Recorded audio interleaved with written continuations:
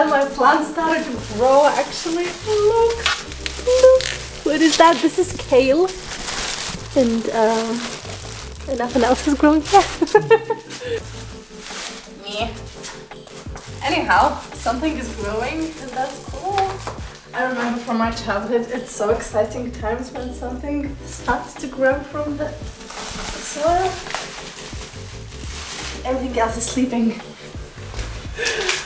So cool.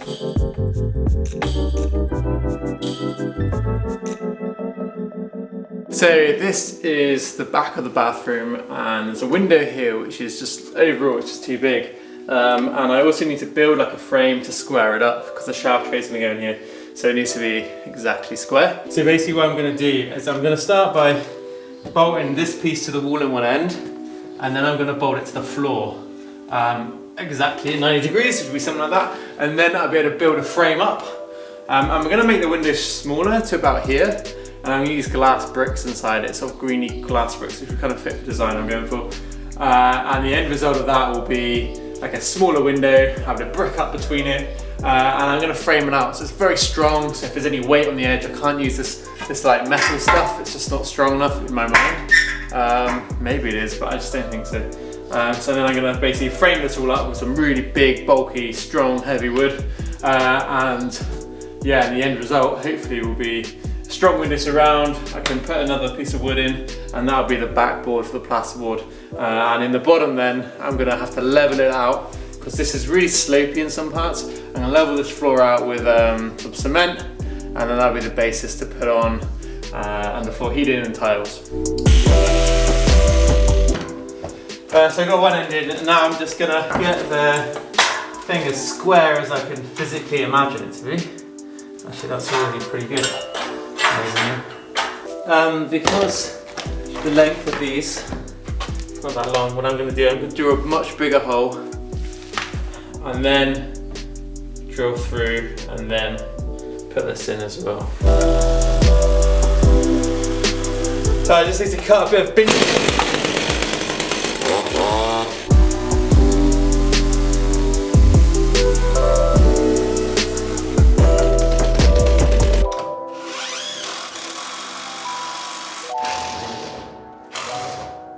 So what I'm doing now, I'm just fixing in this part. Now this will be the shower shelf, and it will just kind of come across these bits of wood.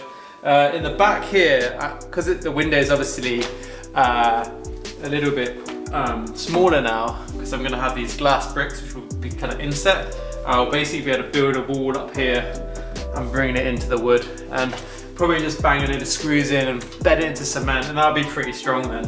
And then basically, yeah, we'll have a new structure, a new window shape. Like what I'm doing now is just banging in these 10mm screws. So I've done like 3 along the back. I had to drill a bigger hole in first to basically let that work. Now I'm just going to put these in and just like drive them all the way in under the wood, get them out of the way. So it just makes it that bit stronger.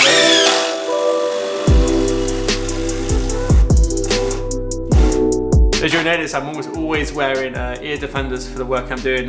When I did the roof, I was just popping in the nails into the wood. It didn't seem that loud, but after doing like 1,600 nails, it gave me like some sort of like pulsar tinnitus. So I'm trying to be really careful and always use it. Like the impact driver is really loud, saws are really loud, basically just trying to protect my ears, because once you bugger them, often there's no way back. So if you're doing DIY work or whatever, get some bit short on wood, so I'm just kind of finding ways to kind of get around it. Now, if you think about the shower and where you're using it, these are really solid now. This one I'm just going to bolt to the wall, because the wall is actually vertical and it comes right in the edge here. So I'm just banging a few wall bricks. So these are the framing bolts, or whatever you call them. Safe. I think they're framing screws. And basically they're just really long rule plugs. I find the best way to get them in is to take the screw out, else you end up tapping the screw into the housing. I'll tap that in. Lots of little taps. Actually just pop with the plastic. That's going to be pretty solid. Because this wall here, they rendered it in concrete first before they put the tiles on. So unlike most of the walls in the house, it's actually got something good to go into. All the other ones are plaster and it's really thick. just doesn't work to screw anything in, it's a real pain.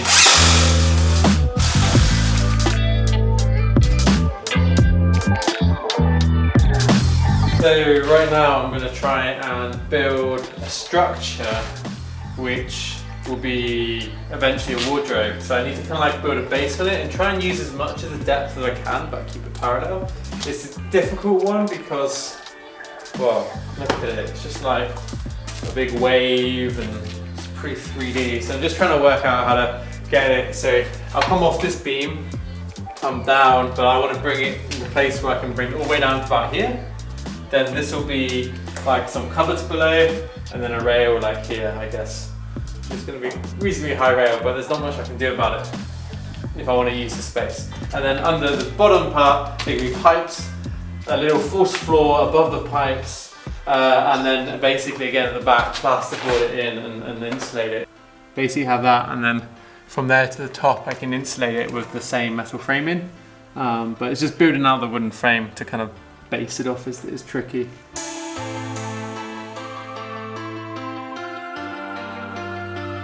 So this is the original wallpaper painted on. That's how I used to do it. You know, nice flex gold bands. The other room's totally different. Used to have a ceiling pattern as well. So as you can see, I've built the structure. Now the insulated drywall will go from here to the beam at the top, the long beam at the top of the roof. Boom, boom. And then I can build another out here, so that means the rail for the wardrobe doesn't have to be quite so high because the clothes can dangle here rather than here. It might be a bit high for day.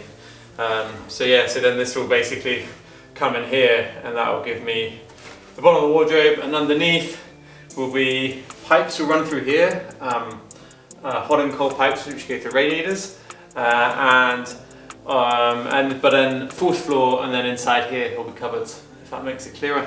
But yeah, it's just been a bit of a faff to kind of work out all the angles and come around this, but I'm quite happy with the way it's looking now. I think it's going to work pretty well. So here is the window which I've gonna make smaller. You can kind of see it a little bit better now. And the beams I've used for this are really, really sturdy now. Absolutely no movement. I've put a couple of blocks in the back here which kind of screwed in, unscrewed in, so it just like gives it a central support. It just means it's really sturdy. All I really got to do now is just finish a little bit here to the top so that this part is ready to plasterboard. And I can actually plasterboard this end wall because there's no plumbing going behind it. I've got to do some soft electrics. And then I'm going to use some metal framing which will go, this should be the radiator in the shower, and the metal frame will do the last bit as well. So it's kind of getting there. The floor of this bathroom, I've got a ton of sand today, which means I can do it. But I'm going to try and do my best to kind of make it level. It's really scoopy, this floor, but it's fine. I'll make it work.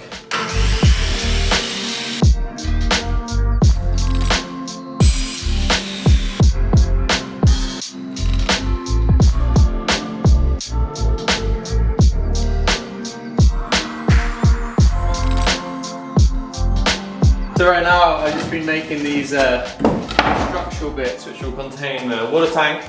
I'm making another one for the header tank which will be for the fire water to boil out if there's a problem.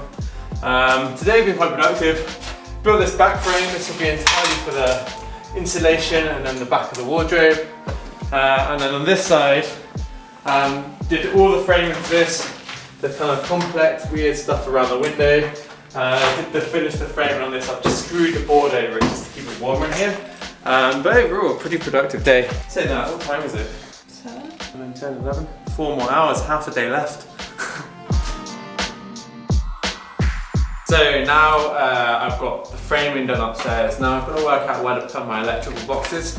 So the electrical boxes will connect all this flexible conduit together, and then these will be the places where I put all the connectors, which will split it out to go to lighting or plug runs. And you kind of don't want it to go like more than, I think it's 180 degrees. So if you have the wire going down 2 right angles, it's going to be really hard to pull it if you add another bend in.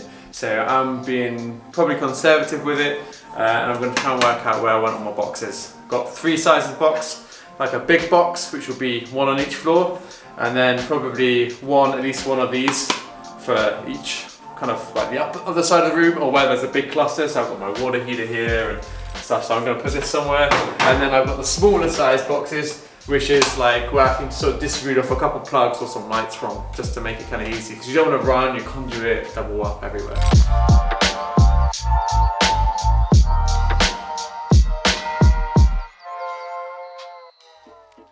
So I just finished editing a video, put it live to do with the coronavirus, and now I am going to be trying to put in these wall boxes. Now, the tricky thing about those wall boxes is they've got to stick outside the plaster, so kind of like about this edge area here, that needs to be protruding, which is all fine, well and good on a house which has got straight walls. But the walls on this place, so this is vertical, and up here I can get my whole hand through it, and in here you can't get your pinky through it. So they're just wavy and all over the place. So when I stick my box on, and I want it to stick out just enough so the cover will close in on the plasterboard, and you paint the cover the same color as the wall, it's just real pain. So what I've got to do is try and find the right thickness piece of wood and the right piece of wall, and then basically bolt on a piece of wood and then put my box on the wood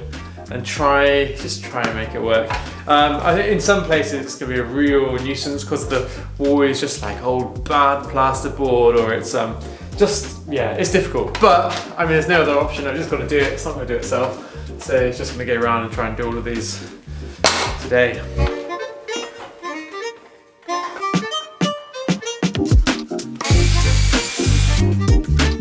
So now I can basically take the holes out of the box. You just break them off really easy. And this is going to go on there, and I've got all the in and out bits for the conduit cut out. So I'm just going to screw it on, hope for the best. So I'm just basically putting all this conduit through. This conduit will carry the wire, so this one actually will go to a switch. So it's going to go along, down. Conduit should only travel a long ways, downwards and across. So then you know that if you have a box and then a plug, you know there's going to be a conduit from there. If you've got a plug and another plug, there could be conduit going between it. So you can kind of get a feel. So if you've got like an item here and an item there and an item here, you know that in the middle space, you probably drill a hole to put on the picture. So that's kind of the idea of it. And yeah, so and generally your conduit runs at the top of your building. So the top of your room. So it goes along the top and it comes down. It's quite catchy on the melody. Now what I'm doing is I'm finishing the framing upstairs, which means I need to put in the archways a bunch of like bent metal bits where the plasterboard can screw onto. And over here, the nice thing about having the plasterboards and stuff is that I've started to make lists of everything that needs to be done up here in the sequential order. So electrical conduit work, still got some stuff, runs I've got to bring up for the solar kit and the way I'm going to run the solar system, which will mean that any leftover solar goes back into heating or water, so it just basically uses as much of the energy that we generate on the roof. There's a bunch of framing stuff to be done, then the plumbing parts to be done, and there's some sort of dependency systems in here which I need to kind of work out and kind of map out. And over here I'm working out basically this Emerson system, which will be probably Emerson, but it's basically like a smart usage of solar and what happens first to the hot water tank, then to storage heaters or underfloor heating, depending on what the temperatures are and whether they're on or not. Guide for cables, and also kind of the lighting guide for the room, just to kind of get it in my head so I know what I'm doing. And then I can do all my cables, all my runs, put the plasterboard on, and hopefully I won't have any big amendments to do after that.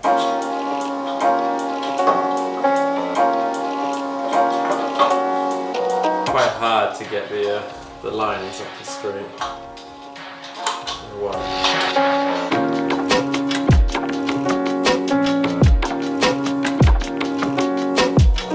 So basically I'll screw this in here, drill some holes, pop, make sure it's level and straight, and it's done. I've got 5 of those to do, a bit more on that side. And basically my aim today, I'm feeling a little bit sick, could be coronavirus, but there's no fever, no cough, just a bit run down. So I'm just going to try and finish this light stuff, easy work, framing, try and nail the framing upstairs, and that'd be really good progress, even if it's a slow day. What I have learned about doing this kind of work is don't ever try and do it in batches, even though you're like, oh, they're all the same size, or should be about the same size, and you just want to like, oh, make 10. It doesn't work like that. The best way is just to be patient, one by one, measure, cut, do. And that stands for almost everything in the house. Just don't try and shortcut batches. Just patiently work your way around, measure, be careful, measure twice, cut once. It's like a tedious way to work because you want to be much faster, but overall it is faster and you waste less materials and it's better. So, that's my advice.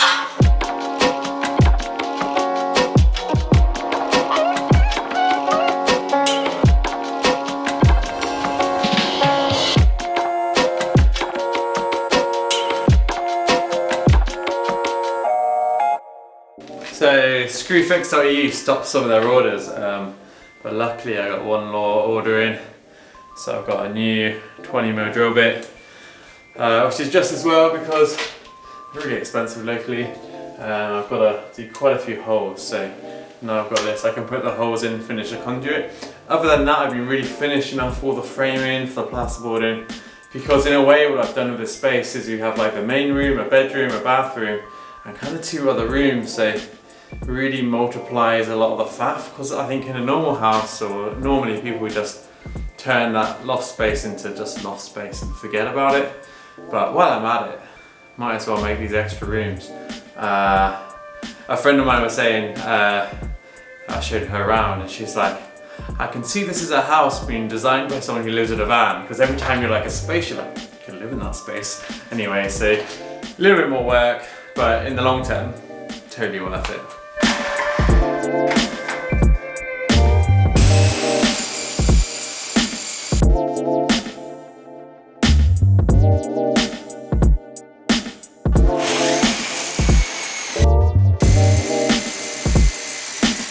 So this is my shower mixer unit. It's a Huber Levity unit, quite expensive. But as you can see, this is what will be going out the back. So it goes to this 15mm fitting, I think it's 1/2 inch or something. And then I'll go to my plastic pipe fittings. So that's fine, I can work that out. The only thing that's gonna be really important is when you do all this up, this is gonna have to butt almost exactly on the tile because there's very little movement. So I worked out that would be exactly 78mm from here to the back of the fitting. If my block, which all the pipes fit on, is further in than that, then I've got a problem. So I'm gonna put a block behind where it's gonna be in the right position. I know that there's enough space, and when I wanna be a bit more precise, I get the plasterboard on maybe or whatever, or get close to getting to that stage, I can add a little bit more material to the wood to kind of make it stand in a little bit more, then that's fine. So basically I can kind of have this is what I'm going to attach my pipe to, make that fixed really strong, and then that will be prepared, ready for when I start doing the rest of the shower. So again, what I'm trying to do at the moment is just get all the framing and all the kind of structural stuff in place. So I'm going to basically bang some big framing bolts through this into the wall. My drill's not that long, quite long enough, so I just gnaw another hole a bit to let the drill sink in. This wall here is going to be great compared with every single other wall in this house because they've rendered it with cement and then they put the tiles on top. So this is going to be so nice to drill into, and I probably only need the 4 screws.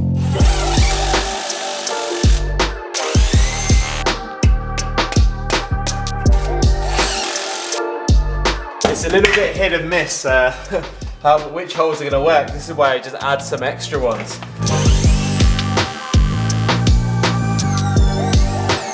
Basically it goes into stuff which isn't very good and just doesn't actually work. But if I can get 3 good ones, I call it quits. It's good enough. Pretty strong when they do work. So now I'm kind of setting up the same thing for the shower. And to do this, I'm basically going to screw some blocks of wood to the frame, and then I'll build out behind that at the right height, and then I can, even if I build that far enough, bang some stuff in the wall to make it really solid. And this is going to be housed in the radiator. You can see the painted lines, it's going to be the same sort of black radiator go on the wall. So yeah, just going to screw the blocks into here so they sit against the back, and then at any height I can put a cross piece which will hold anything I need to fit the radiator, which should be able to go on these lines I think, but especially anything I need to fix the water pipes at the bottom radiators, which will be 45mm apart. I don't know if this is the right way to do it, but I think logically the end result will be strong and it'll give me what I need to set it up, so I think it's probably good.